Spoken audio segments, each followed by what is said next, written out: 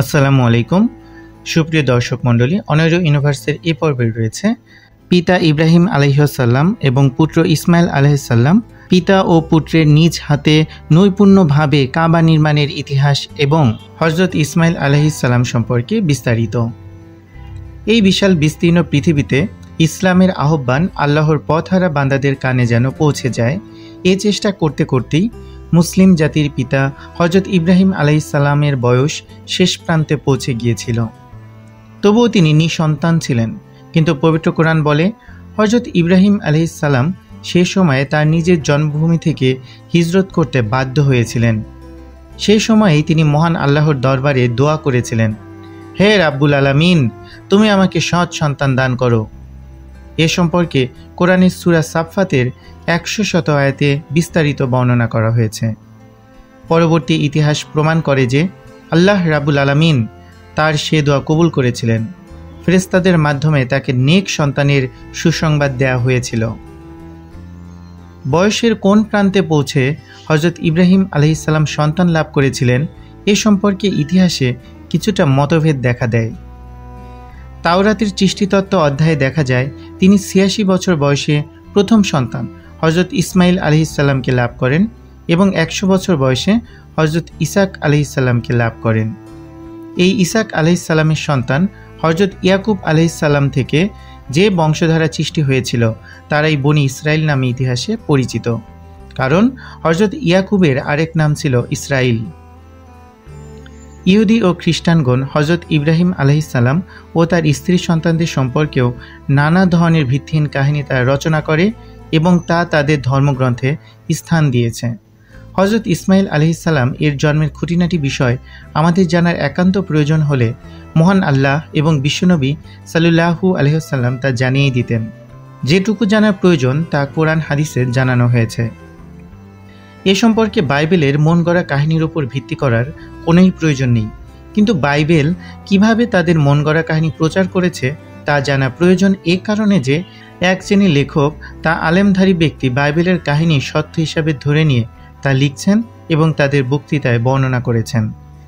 যে বংশে অর্থাৎ হযরত ইসমাইল আলাইহিসসালামের বংশে বিশ্বনবী সাল্লাল্লাহু আলাইহি ওয়াসাল্লাম এসেছেন, সেই বংশের ওপরেও ইহুদি খ্রিস্টান ধর্মবেত্তাগণ কলঙ্ক আরোপ করেছেন। বাইবেলের সৃষ্টিতত্ত্ব অধ্যায়ে বলা হয়েছে ইসমাইলের গর্ভধারিণী হযরত হাজেরা হযরত সারা আলাইহিসসালামের দাসী ছিলেন। তার কোনো সন্তান ছিল না।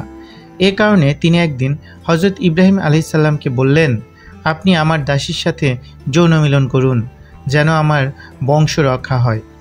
তার পরামর্শ অনুযায়ী তিনি হযরত হাজেরার সাথে মিলিত হলেন, ফলে ইসমাইল আলাইহিসসালামের জন্ম হয়।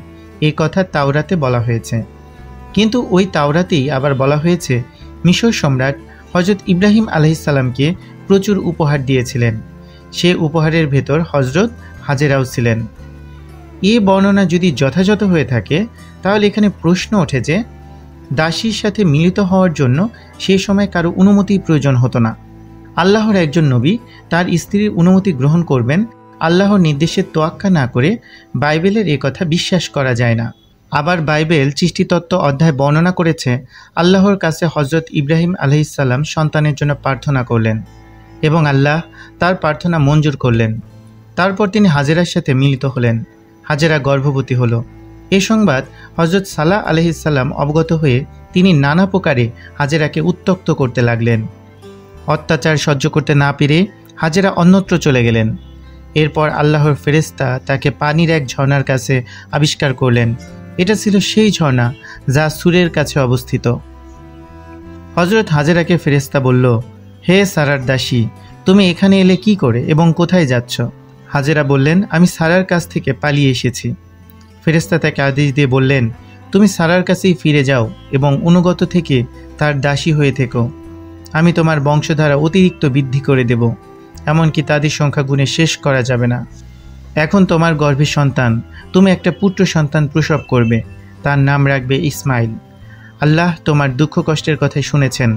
তোমার সন্তান হবে যাযাবর, তার হাত সবার বিরোধী, সবার হাত তার বিরোধী হবে। সে তার সমস্ত ভাইদের সামনেই বসবাস করবে। হযরত হাজেরার সাথে ফেরেশতা যেখানে কথা হয়েছিল সেখানে একটা কুয়া ছিল।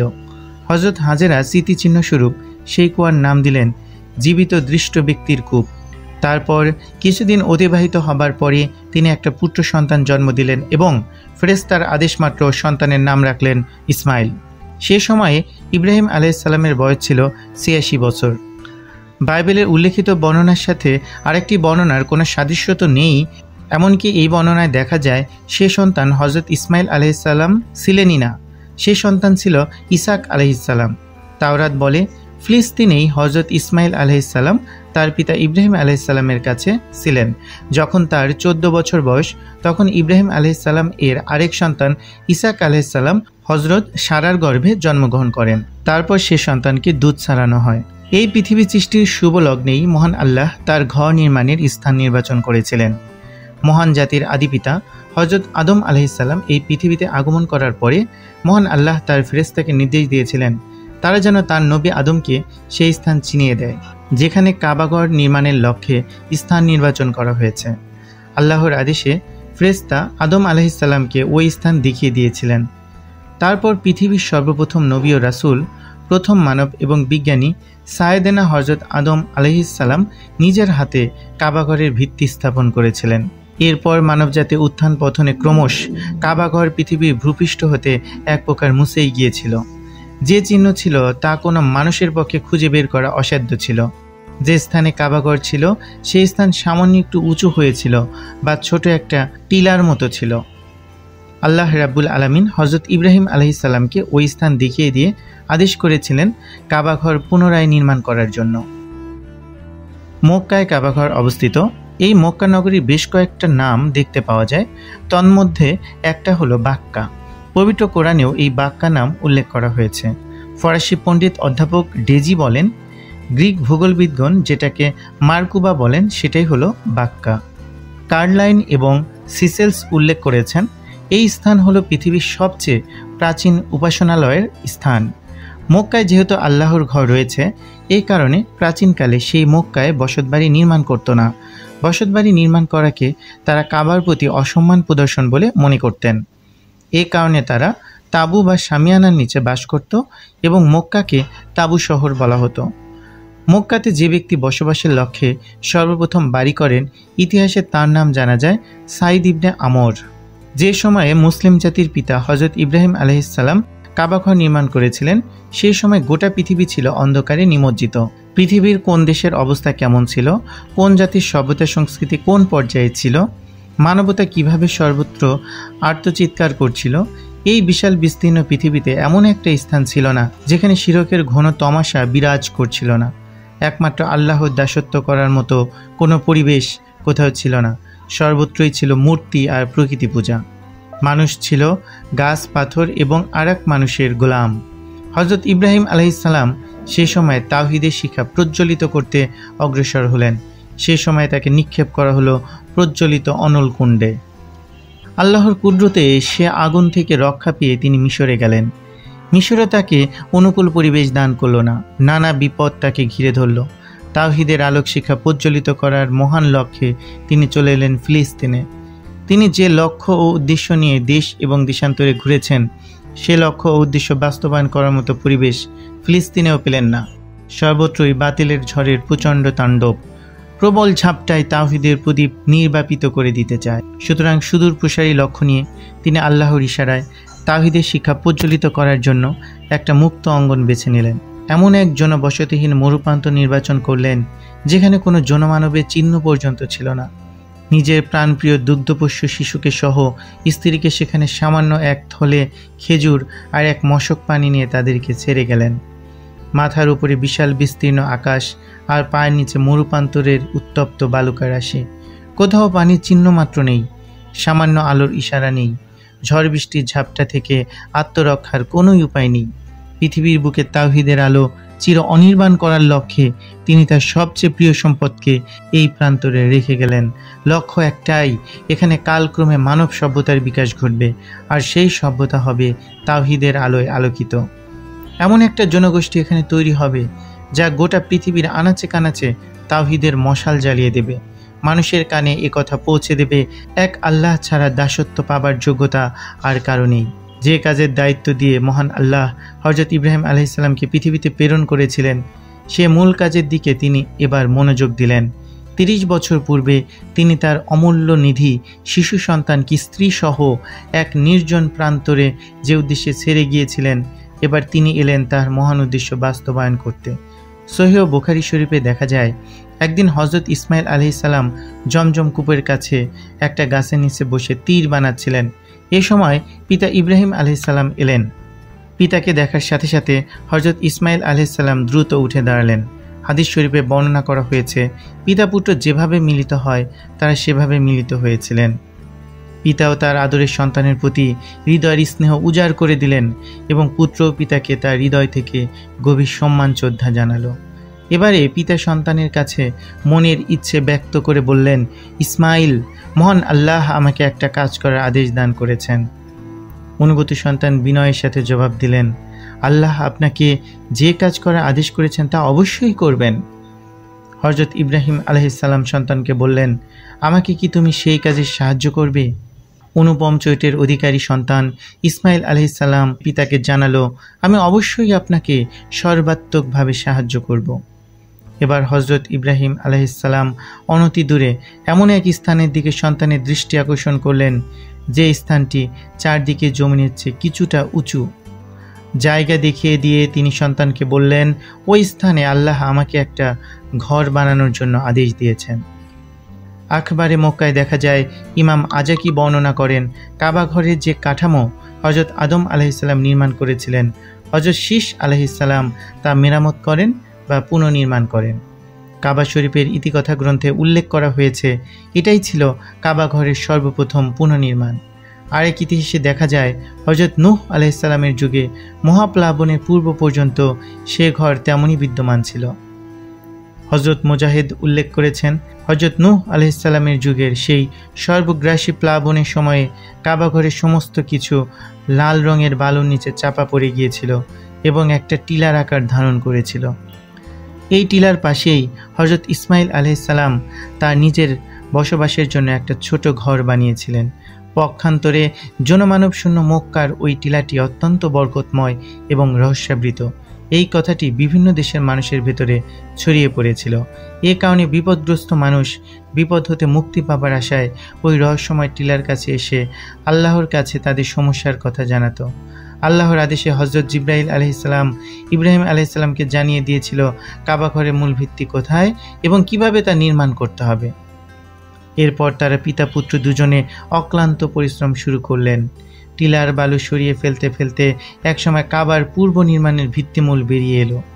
এই ভিত্তির ওপরেই পিতা পুত্র বাইতুল্লাহ নির্মাণ শুরু করলেন। এটা যে চতুষ্কোণ হবে তা জিবরাইল আলাইহিসসালাম জানিয়ে দিয়েছিলেন। আরবি ভাষায় কোনো চতুষ্কোণ বিশিষ্ট গৃহকে কাবাতুন বলা হয়। হযরত ইব্রাহিম আলাইহিসসালাম কর্তৃক বাইতুল্লাহ শরীফ নির্মাণের পূর্বে গোটা পৃথিবীর নানা স্থানে প্রকৃতি পূজা, মূর্তি পূজা সহ বিভিন্ন বস্তুকে পূজা করার জন্য বিভিন্ন ধরনের আকৃতির ঘর বা মন্দির নির্মাণ করা হয়েছিল। শুধু মন্দিরই নয়, ওই সমস্ত উপাস্য দেবতাদের নামে বিশাল বিশাল অট্টালিকা নির্মাণ করা হয়েছিল। মিশরে এ ধরনের বহু মন্দিরের অস্তিত্ব বিদ্যমান ছিল। সূর্য দেবতা, ইজদারিস দেবতা, ইজিয়াস দেবতা, হরিয়াস দেবতা ও বায়াল দেবতা সহ অনেকগুলো দেবতার মন্দির বিদ্যমান ছিল। আশুরি সম্প্রদায়ের লোকজন বায়াল দেবতার মন্দির নির্মাণ করে তার ভেতরে আবুল হাওলের ধাতু নির্মিত এক বিশাল মূর্তি স্থাপন করেছিলেন। এই মূর্তিতে তার দৈহিক মহত্বের বিকাশ ঘটানো হয়েছিল। কেনআনি জনগোষ্ঠী ইতিহাস প্রসিদ্ধ দুর্গ বালা বাক্যের ভিতরে সেই বায়ালের বিখ্যাত মন্দির নির্মাণ করেছিল, যে মন্দির আজ পর্যন্তও টিকে রয়েছে। গাররাহ নামক এলাকায় জনগোষ্ঠীর উপাস্য দেবতা ছিল মৎস্যদেবী দাজুন। এই দাজুনের আকৃতি তারা বানিয়েছিল এক অদ্ভুত আকৃতি দিয়ে, যার মাথা ছিল শুধু মানুষের মতো এবং বাকিটুকু ছিল মাছের মতো। একটা বিশাল মন্দির বানিয়ে সেখানে তারা এই মূর্তি প্রতিষ্ঠিত করে মূল্যবান নৈবেদ্য দেবতার সামনে পেশ করা হতো। আমনি সম্প্রদায় এক বিশাল জাঁকজমকপূর্ণ মন্দির নির্মাণ করেছিল। সেখানে তারা সূর্য দেবতার সাথে চন্দ্রকে দেবীর আকৃতি বানিয়ে পূজা করত। পারস্যের মাওজুসি ধর্মের অনুসারীগণ বিশাল বিশাল অগ্নিকুণ্ড নির্মাণ করে তারা পূজা করত। রোমানগণ বড় বড় গির্জা নির্মাণ করে তার ভিতরে যীশু খ্রিস্টের এবং তার মায়ের মূর্তি স্থাপন করে পূজা করত। মন্দির আর মূর্তির দিক দিয়ে এই পৃথিবীতে ভারতবর্ষ ছিল অগ্রগামী। 33 কোটি দেবতার এই দেশে পথে ঘাটে যে কোনো প্রতিষ্ঠানে, ব্যবসা বাণিজ্য কেন্দ্রে, বড় কোনো বৃক্ষের গোড়ায় এবং ঘরে ঘরে মূর্তি বিদ্যমান ছিল এবং অধিকাংশ স্থানে আজও রয়েছে। শিব এবং তার স্ত্রী যোনি গর্ভে প্রবিষ্ট উদ্দণ্ড বিভৎস লিঙ্গ, বিঞ্চু, কালী, দুর্গা, সরস্বতী, লক্ষ্মী, কার্তিক, নারায়ণ, জগন্নাথ, বাসন্তী, শীতলা, হনুমান, গোবৎস, পার্বতী দেবী, তুলসী দেবী, ব্রহ্মা, রাধাকৃষ্ণের যুগল মূর্তি, ময়ূর, পেঁচা, সীতা দেবী, রামচন্দ্র এবং বুদ্ধদেবকে অবতার বানিয়ে তাদের পূজা করার জন্য শত সহস্র মন্দির নির্মাণ করা হয়েছিল ভারতবর্ষে এবং বর্তমানেও করা হচ্ছে। কিন্তু এসব শিরকের বিপরীতে এক আল্লাহর উপাসনা করার মতো কোনো ঘরের অস্তিত্ব সে সময় পৃথিবীর কোথাও ছিল না। হযরত ইব্রাহিম আলাইহিসসালামই সে সময় সর্বপ্রথম এক আল্লাহর দাসত্ব করার জন্য ওই ঘর নির্মাণ করলেন। এবারের এই ঘর নির্মাণের মধ্যে এমন এক বৈশিষ্ট্য বিদ্যমান ছিল যা আদম আলাইহিসসালামের সময়ে ছিল না। কিয়ামত পর্যন্ত সমস্ত বিশ্বের মুসলিম জাতির পিতা যাকে করা হবে এমন একজন উচ্চ মর্যাদাবান নবী, আল্লাহর প্রিয় বন্ধু, যে কোনো ধরনের কল্পনাতীত পরীক্ষায় উত্তীর্ণ মহামানব হযরত ইব্রাহিম আলাইহিসসালাম হলেন রাজমিস্ত্রি। আর তারই সন্তান আল্লাহর আরেকজন নবী যাকে আল্লাহর নামে উৎসর্গ করা হয়েছিল, আল্লাহর সেই জবিহ ইসমাইল আলাইহিসসালাম হলেন যোগালদার। বড় অদ্ভুত ছিল কাবা নির্মাণের সেই দৃশ্য। সময়ের প্রতিটি মুহূর্ত পিতা পুত্র ব্যয় করতেন কাবা নির্মাণ কাজে। সন্তান তার পিতাকে পাথর এনে দিতেন আর পিতা একটার উপরে আরেকটা পাথর গেঁথে যেতেন। দেয়াল এতটা উঁচু হলো যে পিতার পবিত্র হাত তার উপরে যায় না। দেয়াল গাঁথায় যেন কোনো অসুবিধা না হয়, এ কারণে মহান আল্লাহর আদেশে এক খণ্ড পাথরকে ভাড়া স্বরূপ করা হলো। সে পাথর আল্লাহর নবী ইসমাইল আলাইহিসসালাম নিজের পবিত্র হাতে ধরে রাখতেন আর আরেকজন মহান নবী সে পাথরের উপরে দাঁড়িয়ে দেয়াল গাঁথতেন।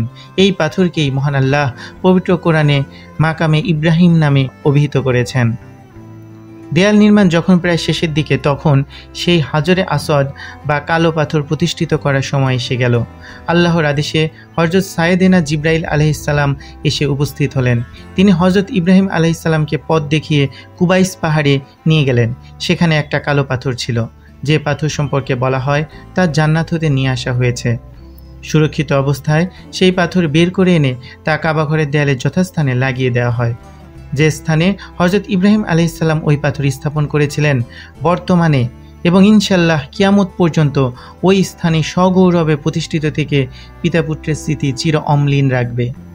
এই ঘর যখন নির্মাণ করা হলো, সে সময় তার কোনো ছাদ ছিল না, দরজার কোনো চৌখাট ছিল না। তাফসিরে কবির এবং রুহুল মায়ানিতে বর্ণনা করা হয়েছে, নির্মাণ কাজ শেষে মহান আল্লাহ হযরত ইব্রাহিম আলাইহিসসালামকে আদেশ দিলেন, এবার আজান দাও, অর্থাৎ মানুষকে এই ঘরের দিকে ডাকো হজ আদায় করার উদ্দেশ্যে। আল্লাহর নবী জবাব দিয়েছিলেন, রাব্বুল আলামিন, এখানে কোনো জনমানবের তেমন বসতি নেই, আমার আহ্বান কে শুনবে? আর যারা দূরে অবস্থান করছে তাদের কানে আমার এই আজান পৌঁছবে কি করে? মহান আল্লাহ তার নবীকে বলেছিলেন, তুমি আজান দাও, মানুষের কানে তা পৌঁছে দেওয়া আমার দায়িত্ব। আল্লাহর নবী আজান দিয়েছিলেন। সে আজান মানুষের কানে কিভাবে যে মহান আল্লাহ পৌঁছে দিলেন তার সাক্ষী কাবা নির্মাণের পরবর্তী ইতিহাস। কিয়ামত পর্যন্ত মানুষ সে আজানে সাড়া দিয়ে ওই কাবায় যেতে থাকবে। ইতিহাসের ধারা পরিক্রমায় যখন কুসাই ইবনে কিলাব যে সময় কাবা ঘরের মুতাওয়াল্লি নির্বাচিত হলেন, তখন তিনি পুরনো দেয়াল ভেঙে নতুন দেয়াল নির্মাণ করেন এবং খেজুর গাছের তক্তা দিয়ে ছাদ নির্মাণ করেন। কাবা ঘরের গিলাফ দেন সর্বপ্রথম ইয়েমেনের হুমায়রি গোত্রের শাসক আসআদ তুব্বা। সেই সময় ইয়েমেনের উন্নত মানের চাদর তৈরি হতো, যে চাদরকে বুর্দে ইয়েমেনি বলা হতো। তুব্বা সেই চাদর দিয়ে প্রথম গিলাফ দেন। কাবা ঘরের গিলাফ কোনো ব্যক্তি সে সময় এককভাবে দিলে অনেকের মনোকষ্টের কারণ হতো। এ কারণে বোধহয় কুসাই ইবনে কিলাব সমস্ত গোত্রের কাছ থেকে চাঁদা তুলেছিলেন। বিশ্বনবী সাল্লাল্লাহু আলাইহি ওয়াসাল্লাম ইয়ামিনী চাদর দিয়েই কাবা ঘরে গিলাফ দিয়েছিলেন। হযরত ওমর রাদিয়াল্লাহু তাআলা আনহু এর শাসনামলে তিনি মিশরে নির্মিত কুবাতি গিলাফ পরিয়েছিলেন। সে সময় থেকে একটা প্রথা চালু হয়ে গেল, প্রতিটি শাসকই নতুন করে গিলাফ পরাতেন। বনু উমাইয়া শাসকগণ রেশমি কাপড়ে গিলাফ পরাতেন। শাসক মামুনুর রশিদ হজ্জের সময় লাল রেশমের, রজব মাসে কুবাতি চাদরের ও ঈদুল ফিতরের সময় সাদা রেশমের, এভাবে প্রতি বছরে 3 বার করে গিলাফ পরিয়েছেন। মিশরের সুলতান সালেহ 2টো গ্রাম ওয়াকফ করে দিয়েছিলেন কাবাঘরে গিলাফ নির্মাণের ব্যয়ের জন্য। তুরস্কের সুলতান সুলাইমান এর সাথে আরও একটা গ্রাম দান করেছিলেন। যখন হযরত আবদুল্লাহ ইবনে জুবাইর রাদিয়াল্লাহু তাআলা আনহু খলিফা হন, তখন তিনি কাবাঘরের স্তম্ভ স্বর্ণ দিয়ে মুড়িয়ে দেন। আব্দুল মালেক ইবনে মারওয়ান সে সময় দিয়েছিলেন ৩৬,০০০ আশরাফি এবং আমিনুর রশিদ দিয়েছিলেন ১৮,০০০ আশরাফি।